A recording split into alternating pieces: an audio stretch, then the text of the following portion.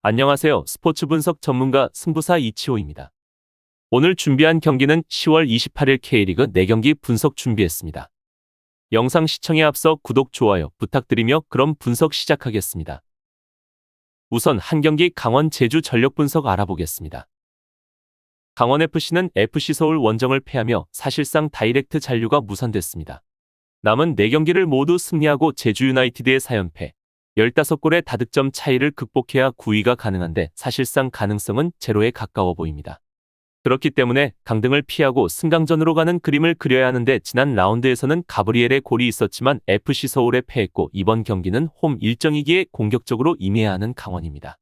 다만 지난 경기에서도 빈공의 아쉬움을 삼켜야 했는데 선발 명단에 대대적인 변화를 주기는 했지만 전반전에는 유유 슈팅을 하나도 기록하지 못했을 정도로 공격의 부재가 심각합니다.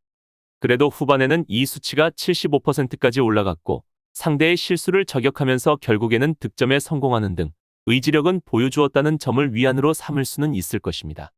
강원은 조금씩 폼이 오르고 있는 김대원 선수와 함께 윤일록 선수를 측면에 두면서 갈래고 선수의 기복을 상쇄하고자 했지만 이는 쉽지 않았습니다.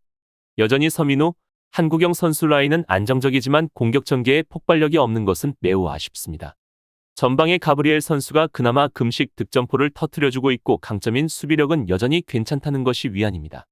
김영빈 선수는 그래도 가장 준수한 모습이며 다시 돌아올 강투지 선수의 존재까지 더해진다면 안정적인 경기 운영을 할 수 있을 것입니다.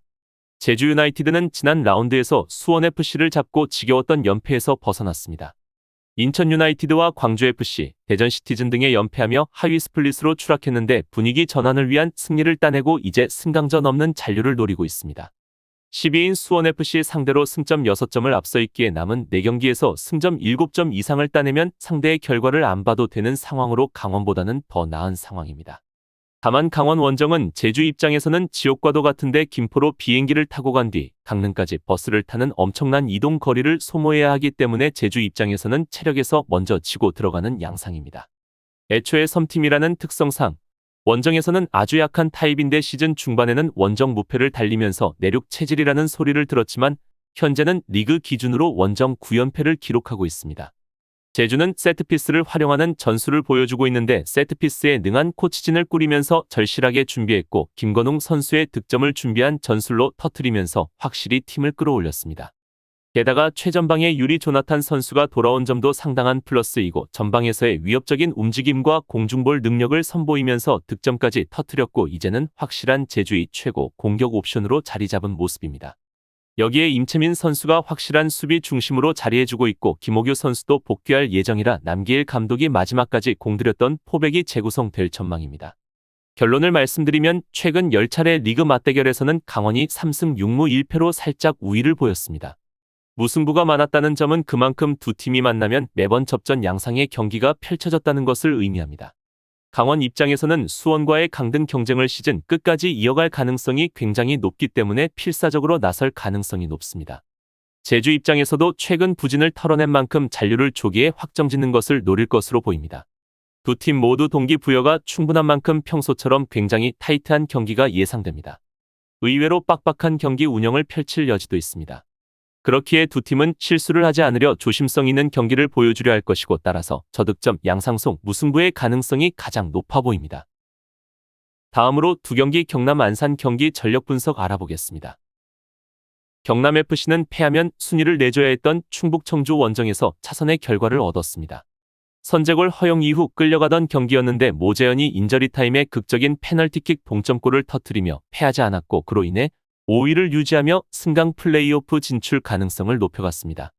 단, 충북 청주와 전남 드래곤즈 등 추격자들과 승점 3점 안쪽 차이기에 남은 경기에서 최대한 승점을 얻어야 하는 상황이므로 최하위권 팀 상대로 홈에서 공격적으로 경기를 운영할 것입니다. 또한 이번 상대인 안산을 상대로 그동안 상당히 좋은 전적을 보유하고 있는데 상대가 내려앉은 상황에서도 실수가 잦은 편이라 이를 이용해서 경남이 몰아쳐서 승점 3점을 따내는 타입이었습니다. 문제는 안산이 이제는 내려앉는 팀이 아니라는 것인데 오히려 매우 극단적으로 공격을 펼치는 팀이고 경남이 9월 이후로는 리그 모든 경기에서 선제골을 허용하는 등 생각보다 실점 억제력이 많이 떨어져 버렸습니다. 이런 부분이 아쉬운 부분이고 이번 경기에서 주의해야 할 부분입니다. 안산 그리너스는 지금 라운드 홈 경기에서 김천 상무에 7골을 내주며 대패했고 천안시티에 밀리며 최하위로 추락했습니다. 노경호와 최한솔 등 중앙 미드필더진의 골이 나왔지만 수비 라인이 완벽하게 무너졌고 최하위 탈출이라는 남은 시즌 목표가 있긴 하지만 떨어진 집중력을 끌어올리기는 쉽지 않을 수 있습니다. 다만 후반기 들어 안산은 공격적인 모습을 보여주고 전술의 변화를 가져갔는데 김천, 이랜드, 전남을 상대로 멀티 득점을 기록하는 등 임관식 감독의 공격 축구는 서서히 자리를 잡고 있는 상황입니다. 물론 이런 기조 때문에 원래 약했던 수비는 더 붕괴가 가속화되는 시점인데 라인을 내리고 플레이를 할 때에도 자기 진영 실수로 인해서 실점은 원래 많았으니 닭공이라는 키워드는 오히려 팀 사정에 잘 맞는 플랜일 수도 있습니다. 경남이 이번 경기 매우 공격적으로 나설 가능성이 존재하는데 안산이 이런 전술에 공격적으로 맞대응을 해버린다면 대량 실점은 분명 각오해야 할 것입니다. 결론을 말씀드리면 최근 10차례 리그 맞대결에서는 경남이 5승 3무 2패로 큰 우위를 보였습니다. 특히 경남은 지난 시즌부터 홈에서 열린 안산과의 리그 경기에서 3연승을 달릴 정도로 확실한 강세를 이어오고 있습니다. 올 시즌 2차례 맞대결 역시 경남은 홈에서 3대1로 이기고 원정에서 1대1로 비기면서 무패 행진을 기록 중입니다. 두 팀 모두 최근 극심한 부진에 시달리고 있지만 입장 차이는 분명합니다. 승강 플레이오프를 바라보는 경남이 홈 2점에다 상대선까지 모두 유리한 위치를 점하고 있고 기본적인 전술과 전력의 차이가 분명한 두 팀이기에 이번 경기는 경남의 우세가 예상되고 많은 득점을 기대해 볼 수 있겠습니다. 다음으로 3경기 충남 아산 천안시티 경기 전력 분석 알아보겠습니다. 충남 아산은 승격에 대한 기회가 사라진 상태입니다. 직전 경기인 부산 아이파크전에서 승리했다면 희박한 확률로 5위를 노릴 수 있었는데 그 경기를 내주며 아쉬운 결과를 남겼습니다. 그렇기에 남은 시즌 마무리를 잘하는 유종의 미를 거둬야 하고 부진한 두아르테와 하파엘 등 외인의 의존도를 줄이고 강민규와 송승민이 공격을 이끌 것이고 부산 아이파크전에 골을 넣은 박대훈이 기회를 받을 것으로 보여집니다. 아산은 이번 경기 천안과의 충청 더비는 이기겠다고 다짐하기는 했지만 아주 흔들리는 천안을 상대로도 그동안 2득점 이상을 기록한 적이 없을 정도이고 애초에 그 당시의 천안과 현재 천안은 가지고 있는 힘 자체가 다르다는 점을 주의해야 합니다. 이번 경기 큰 의미는 없는 아산이 이번 경기 많은 전술을 활용하며 시험대로 사용할 수 있는 경기이기에 큰 기대감이 존재하진 않습니다. 한편 천안시티는 성남FC전을 승리하며 최하위를 탈출했습니다. 파울리뉴가 멀티골을 터뜨렸고 못다가 모처럼 풀타임을 소화하며 골맛을 봤습니다. 20라운드 넘게 1승에 그치며 최하위가 유력했는데 시즌 막판 페이스는 좋고 공격적인 모습이 눈에 띄는 천안입니다. 한편 이광준과 신영민 등 수비력이 좋은 선수들이 중심을 잡은 것이 컸으며 성장해가는 모습을 보여주고 있습니다. 천안은 팀이 넣은 32골 중 12골에 관여하는 파울리뉴의 컨디션이 늘 100%가 될 것이라는 보장은 없습니다.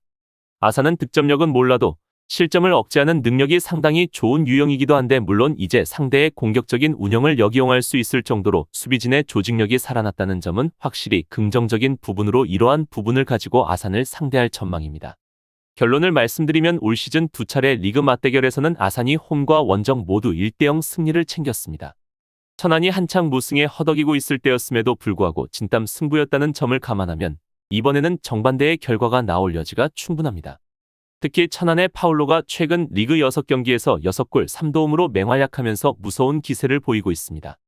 아산이 홈에서 준수한 모습을 보여주긴 했지만 천안의 기세가 워낙 무섭습니다. 한 팀에게 시즌 전패를 당하지 않겠다는 의욕도 충분한 동기부여가 될 수 있습니다. 그렇기에 이번 경기는 템포가 빠른 경기가 예상되며 아산의 근소한 우세가 예상됩니다.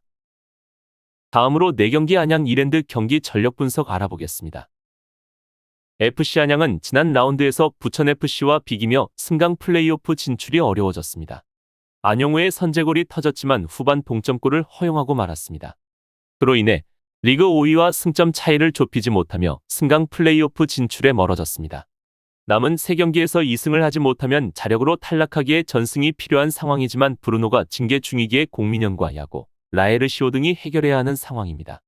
안양의 최근 문제는 주전들의 줄부상으로 인해서 남은 선수들의 집중력이 떨어졌다는 점인데 이 때문에 지난 경기에서도 중원에서의 실수가 많아서 뒷심이 부족한 단점을 드러내고 말았습니다.